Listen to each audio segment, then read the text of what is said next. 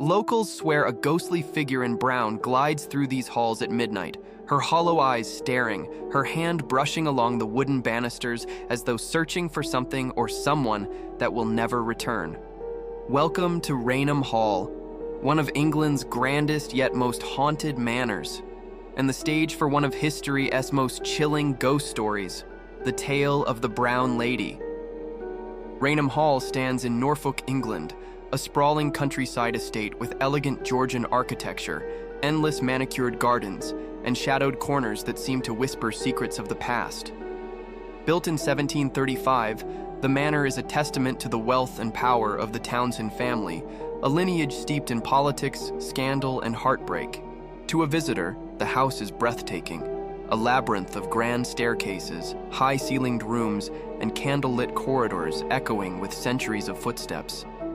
But to those who know its story, Raynham Hall is far more than a noble residence. It is a prison for a restless spirit, forever clad in a faded brown gown drifting through time. The story begins with Dorothy Walpole, the beautiful younger sister of Sir Robert Walpole, often called Britain's first Prime Minister. Dorothy was admired in society for her grace and intelligence. But beneath the painted smiles of high society, tragedy brewed. Dorothy was married to Charles Townshend, a man of fiery temper and merciless pride.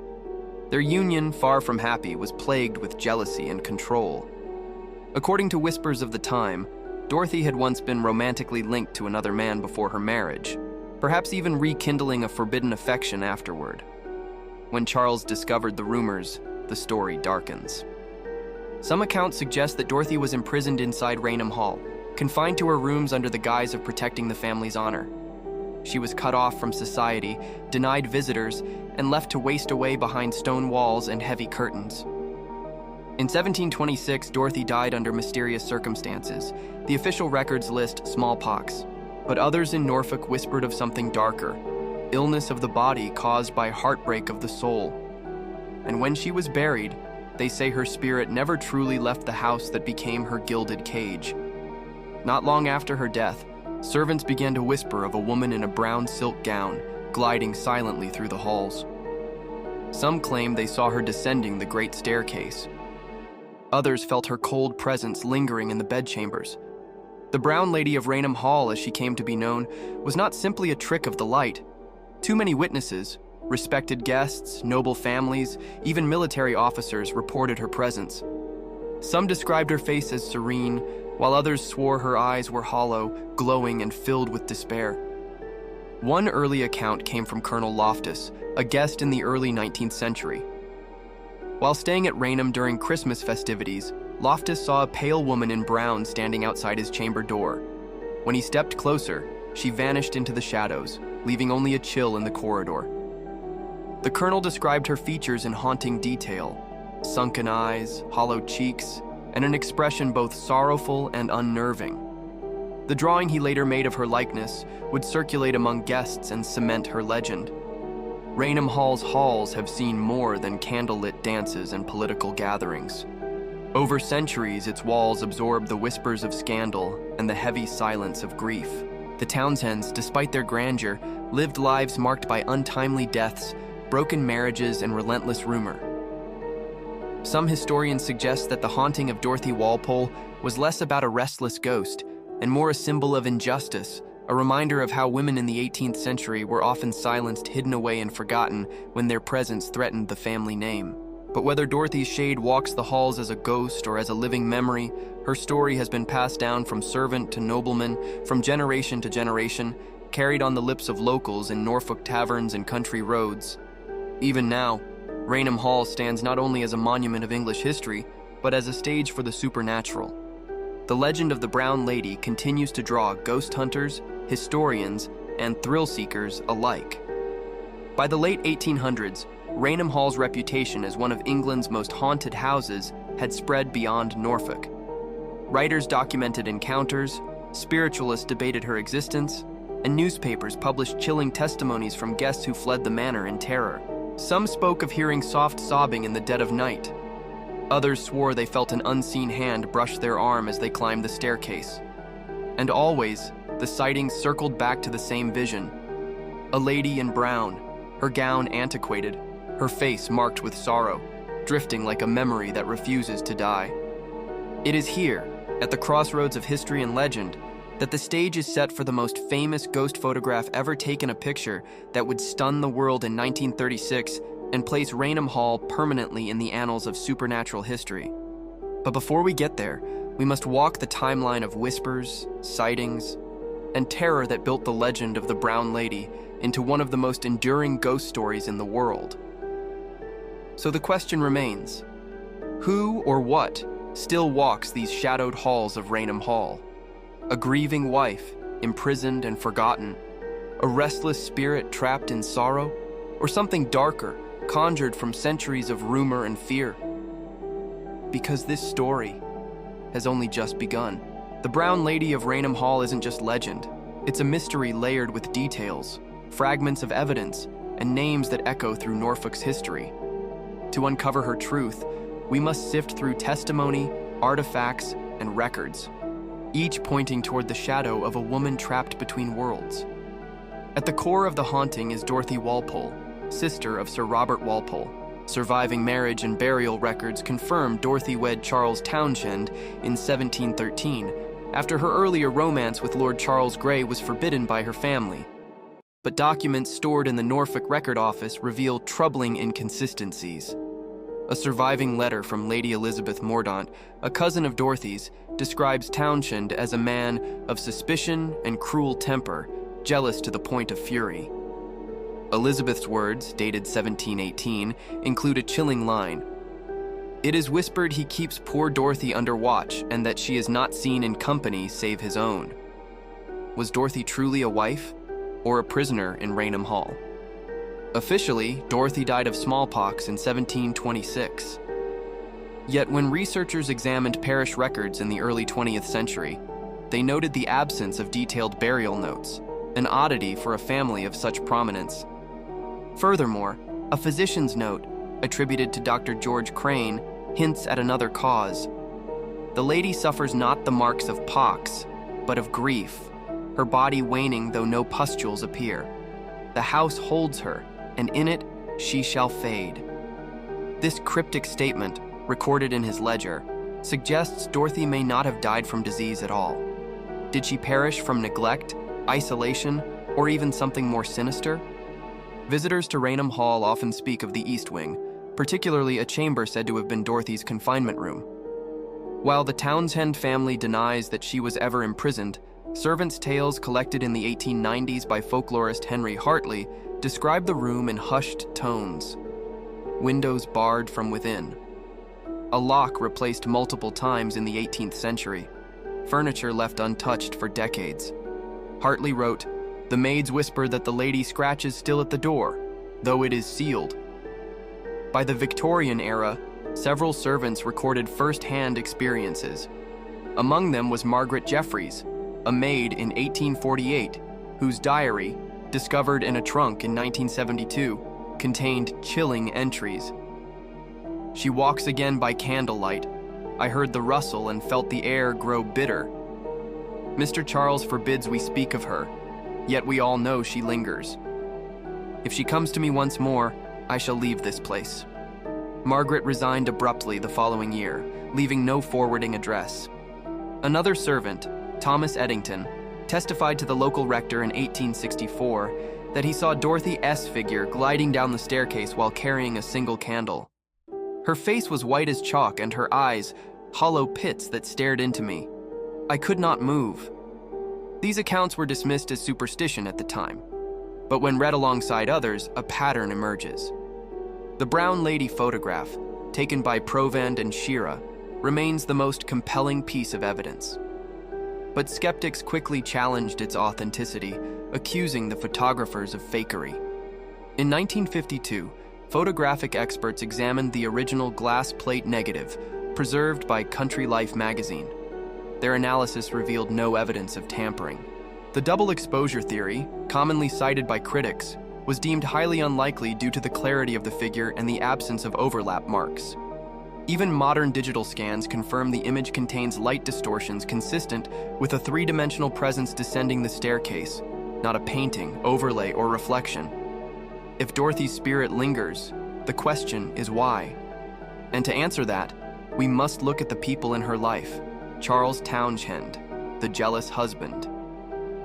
Known historically as Turnip Townshend for his agricultural reforms, Charles was brilliant in politics, but infamous for his temper. Reports suggest he discovered Dorothy's prior affair with Lord Grey after their marriage. Some say he punished her with confinement, his pride demanding she never appear publicly again. Lord Charles Grey, the forbidden lover. A close friend of Robert Walpole, Grey's rumored romance with Dorothy scandalized high society. Some historians argue their affair continued after her marriage. Did Dorothy's spirit return not for vengeance, but for love unfinished? The Townshend family, silent accomplices records suggest Dorothy was rarely seen after 1725. Did her in-laws turn a blind eye to her suffering, valuing reputation over her well-being? Paranormal researchers in the 1970s and 1980s began bringing equipment into Raynham Hall. Among the findings, electromagnetic field, EMF, spikes near the grand staircase, recorded by the Norfolk Paranormal Society in 1975. Temperature drops of 10-15 degrees Fahrenheit within seconds, documented during a 1982 investigation in Dorothy's supposed chamber. Electronic voice phenomena, EVPs, captured in 1999. Faint sobbing, and a woman's voice whispering the words, "Let me out." Skeptics point to drafts, faulty wiring, or audio pareidolia. But even scientists concede the consistency is unusual. Interestingly, Dorothy's ghost is not confined strictly to Raynham Hall. In 1803, a coachman reported seeing a woman in brown standing by the gates of the estate, disappearing as his carriage approached. Villagers in East Raynham have spoken of a lady in old dress walking country lanes near midnight, vanishing at crossroads. In 1901, a letter from schoolmaster Henry Sutton described seeing a pale woman outside the village churchyard, dressed in antiquated clothing resembling the brown lady described to me by locals. If Dorothy is bound to Raynham Hall, why do sightings stretch beyond its walls? Could her spirit wander where her body rests, or where her heart once longed to be? In 2009, during renovations to part of the East Wing, workers reportedly uncovered fragments of an old book hidden behind a fireplace. Though damaged by time, several legible phrases were said to include, "Forgive me, I repent." Walls close in, no air, no sun. If Robert only knew. Was this Dorothy's own journal, hidden away during her confinement? The Townshend family has never confirmed its existence, fueling speculation. Piece by piece, the evidence builds a portrait not just of a haunting, but of a life silenced too soon. Records, testimony, photographs, and even modern technology all converge on a single mystery. Dorothy Walpole may have died in 1726, but something, grief, betrayal, or unfinished love, binds her spirit to Raynham Hall. And yet, we have not reached the heart of the mystery. For if these details paint the outline of the Brown Lady, it is the climax, the most terrifying encounters, that fill her story with dread. The moment when she is not merely glimpsed in shadow or captured in a photograph, but when she manifests in ways no skeptic can easily explain. For nearly 3 centuries, the legend of the Brown Lady has grown not from whispers alone, but from encounters, terrifying, inexplicable encounters that have left guests and staff shaken to their core. Tonight, we follow a timeline of those chilling events, beginning in the 18th century and continuing right up to modern-day investigations. The earliest recorded encounter came in the early 1800s, nearly a century after Dorothy Walpole's death. It was the season of Christmas, a time of merriment in the manor's grand ballroom, where the Townshend family entertained guests with feasts, music, and dancing. One of the guests, Colonel Loftus, found his holiday disrupted in the most chilling way imaginable. On his second night at Raynham, Loftus retired to his bedchamber after midnight. As he walked along the candlelit corridor, he suddenly froze. Ahead of him, only a few paces away, stood a woman in brown silk, gazing directly at him. Her skin was pale, her eyes hollow yet piercing. He blinked, thinking it a trick of shadow and light. But the woman remained motionless. Loftus raised his candle higher, and in that instant, she vanished. The following evening, Loftus encountered her again, this time descending the staircase. Determined not to lose his nerve, he studied her face. What he saw haunted him for the rest of his life. Her empty, glowing eye sockets, set deep into a face that seemed more skull than skin. The colonel later drew her likeness, a sketch that circulated among the Townsend circle, spreading whispers of the Brown Lady well beyond the walls of Raynham Hall. Another account comes from Captain Frederick Marryat, a celebrated British naval officer and novelist. Visiting Raynham Hall in the 1830s, Marryat requested to sleep in the famously haunted room where the Brown Lady had been sighted. Unlike other guests, Marryat wasn't fearful. He was determined to expose the haunting as nothing but superstition. He even insisted on keeping a pistol by his side, declaring that if he met the ghost, he would confront it head-on. For 2 nights, he saw nothing. But on the 3rd, everything changed. As he walked along the corridor with 2 fellow guests, Marryat suddenly saw the Brown Lady advancing toward them, holding a lamp. Her eyes glowed with an unnatural light, her face twisted in something between sorrow and malevolence. Terrified yet resolute, Marryat raised his pistol and fired directly at her. The shot echoed through the halls, but when the smoke cleared, there was no body, no scream, no trace of a bullet wound. Instead, the Brown Lady simply vanished into thin air, leaving only silence and dread. The bullet, it said, was later found lodged in the wall behind where she had stood. Throughout the 19th century, Raynham Hall's reputation grew darker. Servants whispered of unseen footsteps pacing the staircases at night. Guests reported waking to the sensation of icy hands brushing across their faces. Some swore they heard faint sobbing in the guest chambers, always around the hour of midnight. One particular family, the Hawkings of Norwich, left the manor after just a single night's stay in 1871. Mrs. Hawkins reported being awoken by a woman standing at the foot of her bed, her face illuminated by moonlight. "She looked not of this world," Mrs. Hawkins later wrote in her diary. "Her gown was ancient, her face sorrowful yet unyielding. When I called out, she did not answer. She simply turned and passed through the door, though the door remained closed." The family packed their belongings by dawn and refused ever to return.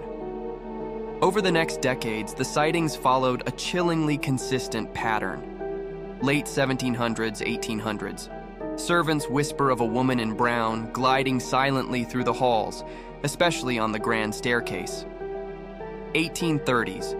Captain Marryat fires his pistol at the apparition, without effect. 1870s. Guests flee the manor after encounters with a pale woman standing at their bedsides. 1890s. Multiple sightings from staff record her presence in the East Wing, particularly near Dorothy Walpole's former chambers. 1900s, 1920s. The Brown Lady becomes a regional legend, with locals refusing to approach the hall at night. By the early 20th century, the haunting had cemented itself in folklore. But the most terrifying and world-famous incident was yet to come. On September 19, 1936, 2 photographers, Captain Hubert Provand and his assistant, Indra Shira, were on assignment for Country Life magazine. Their task was simple: capture the beauty of Raynham Hall's grand staircase for an upcoming feature on English country houses. But what their camera recorded that day would shock the world. As Provand adjusted his tripod, Shira reported seeing a misty figure descending the staircase. He called out, "Quick, take a shot!" Provand pressed the shutter and the flashbulb ignited. When the glass plate was later developed, it revealed what appeared to be a woman in a long, flowing gown, semi-transparent, gliding down the stairs. The figure's head was bowed, her form both solid and ghostly, her gown unmistakably that of another century. The image became known as the Brown Lady photograph, one of the most famous ghost pictures in history. Skeptics argued it was a trick of light or double exposure.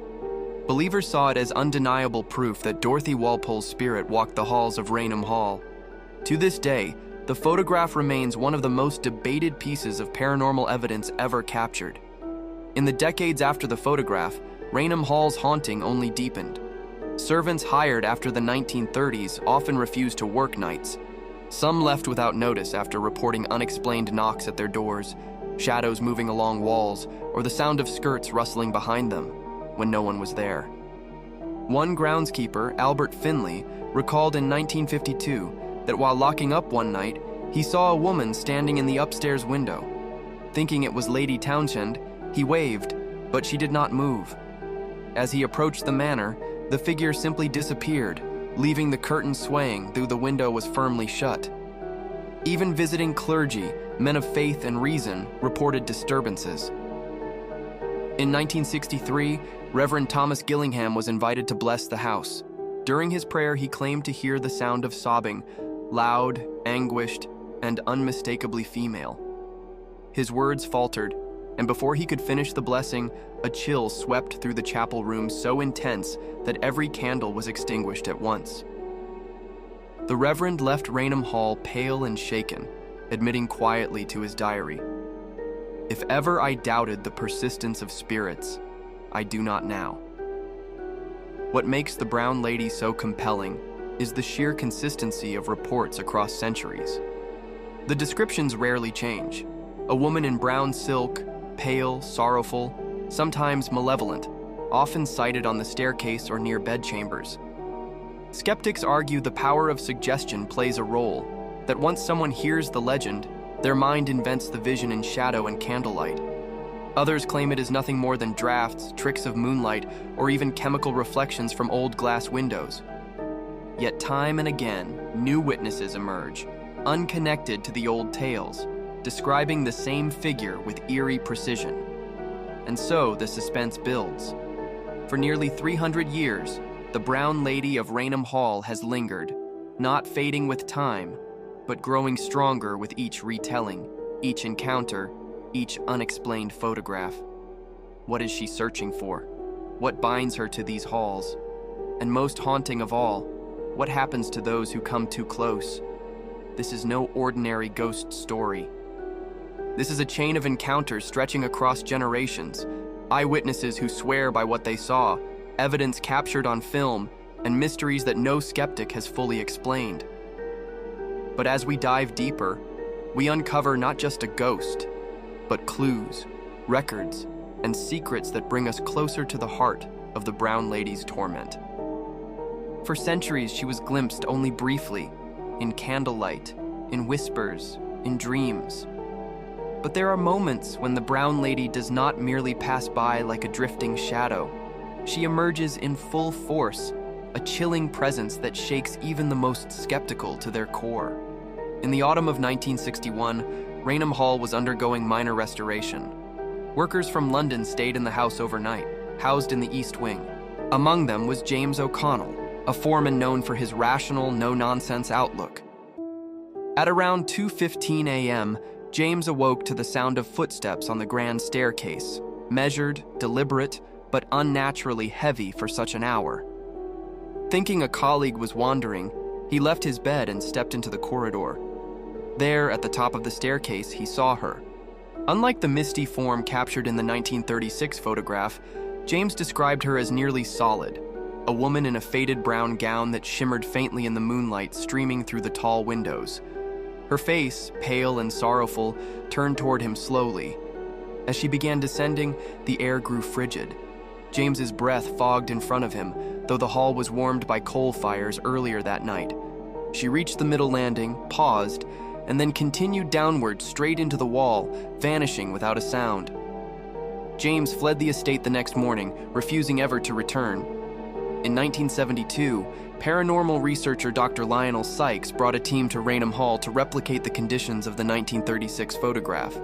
Using high-speed film and night vision lenses, they staged cameras along the staircase. At exactly 12:47 a.m., a faint outline appeared in the lens, what technicians later described as a luminous silhouette. The cameraman, Richard Hale, stared through his viewfinder and suddenly cried out. He later recounted, "It was not just a shape. I saw her face. Her eyes were black pits, deep and hollow, pulling me in. I couldn't breathe. I thought I was dying." Richard collapsed on the staircase, unconscious. When revived, his skin was clammy and his pulse erratic.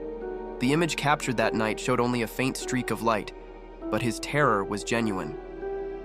He abandoned the field of paranormal photography within a year. The brown lady has not spared even her descendants. In 1986, Lady Caroline Townshend, then the mistress of Raynham Hall, reportedly encountered the apparition during a late-night walk. She described hearing the sound of skirts brushing along the floor and turned to see a woman ascending the staircase. Thinking it a guest, Lady Caroline called out, but the woman did not respond.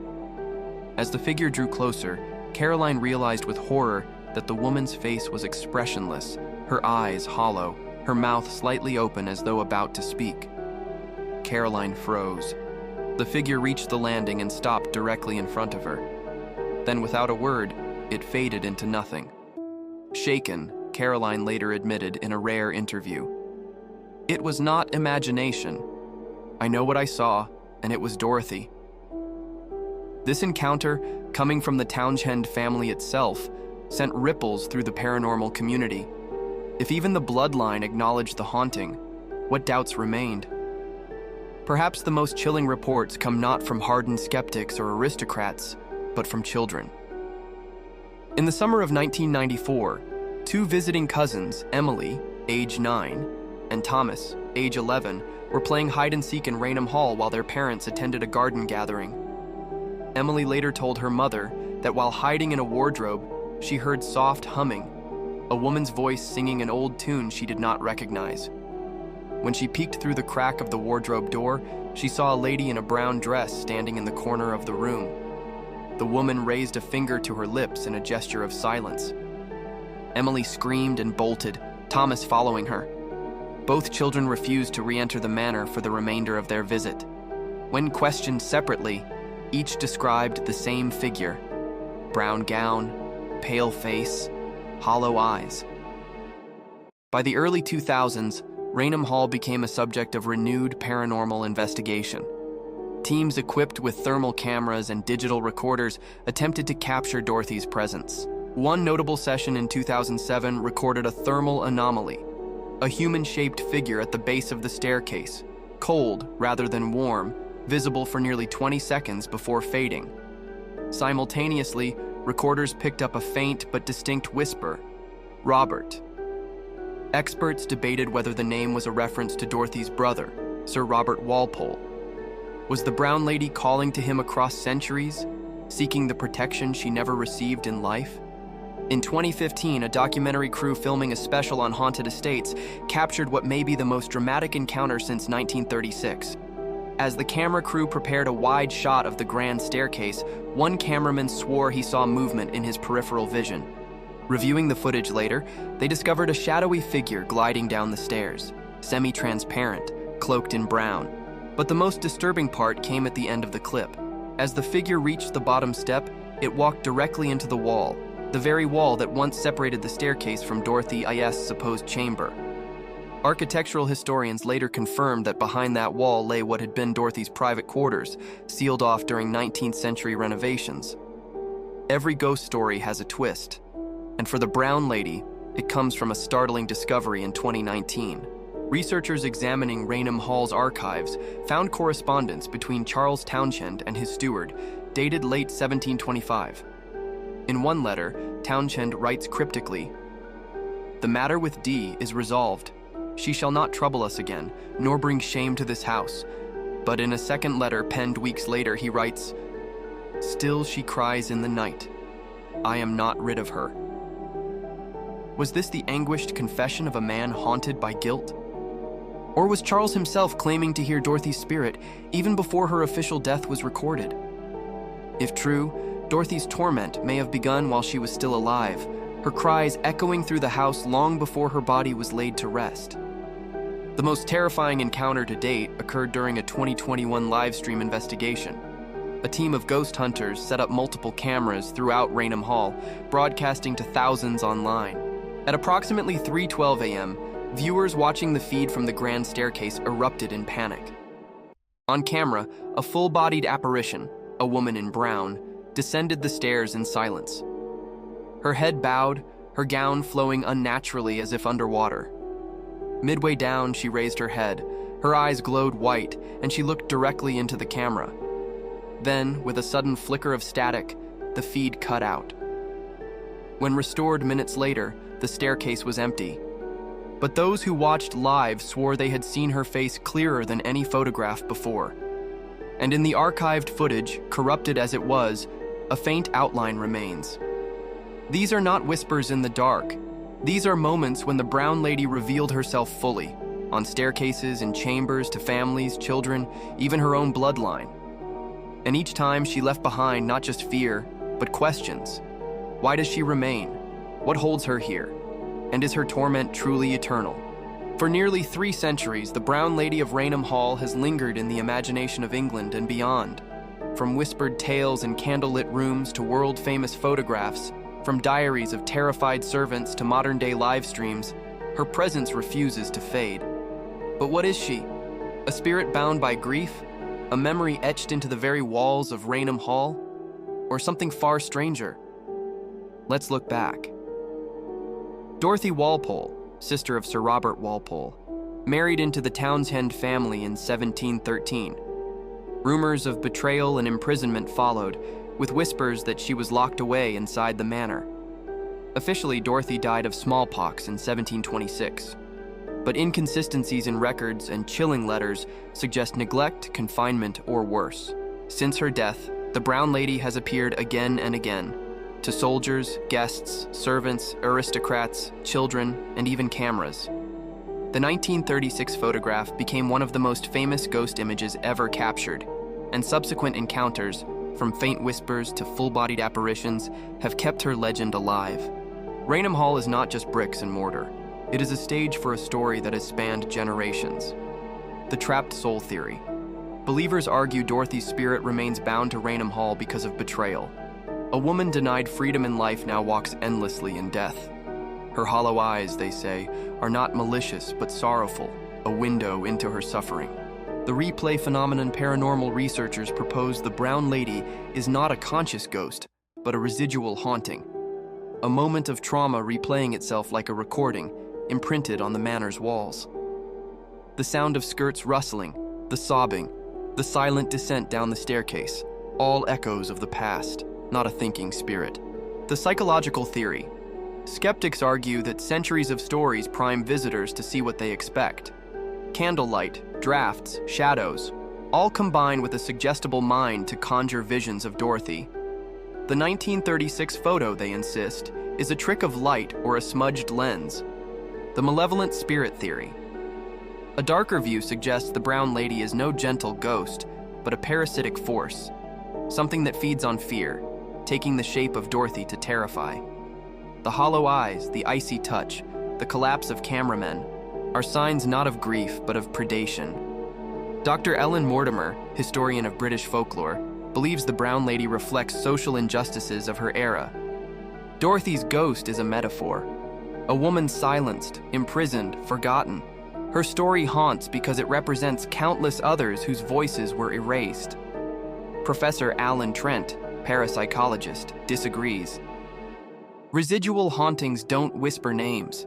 They don't turn their heads to meet your gaze. Dorothy is still there. Something conscious lingers. Even within Raynham itself, the family is divided. Some openly acknowledge strange experiences, others dismiss it all as superstition. The truth lies somewhere between belief and doubt. Among villagers in Norfolk, the Brown Lady is more than a ghost. She is a warning. Old tales say if you see her face clearly, it foretells tragedy. Stories circulate of visitors who glimpsed her hollow eyes only to suffer misfortune within weeks. One story recalls a tourist in the 1980s who collapsed from a heart attack after describing a woman in brown silk who locked eyes with him in the hallway. Others believe she is a guardian. One farmer in 2004 claimed he saw the Brown Lady on the estate path, moments before discovering his tractor had caught fire. "Had she not delayed me," he said, "I might have been killed." So, is she a curse or a protector? Despite countless investigations, the Brown Lady remains an unsolved mystery. The photograph, the EVP recordings, the eyewitnesses, all compelling, none conclusive. And there are deeper questions still. Was Dorothy Walpole truly imprisoned by her husband? Did she die of disease or despair behind locked doors? Why is she seen so often on the staircase? Is it where she last begged for freedom, or simply where the manor records her grief most vividly? Perhaps the Brown Lady is not a ghost at all, but a reminder of lives cut short, of voices silenced, of truths hidden beneath layers of history. Whether Dorothy's spirit roams Raynham Hall or not, her story endures. And that, in its own way, is haunting enough. So what do you believe? Is the Brown Lady the restless soul of Dorothy Walpole still pacing the halls of Raynham Hall, or just a legend magnified by centuries of fear and imagination?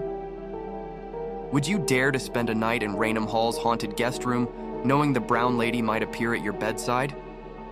Share your theories in the comments below. I want to know what you think.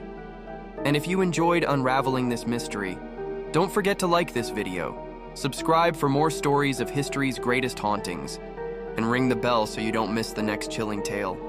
Because in places like Raynham Hall, the past is never truly gone. It walks beside us in the shadows, waiting to be seen.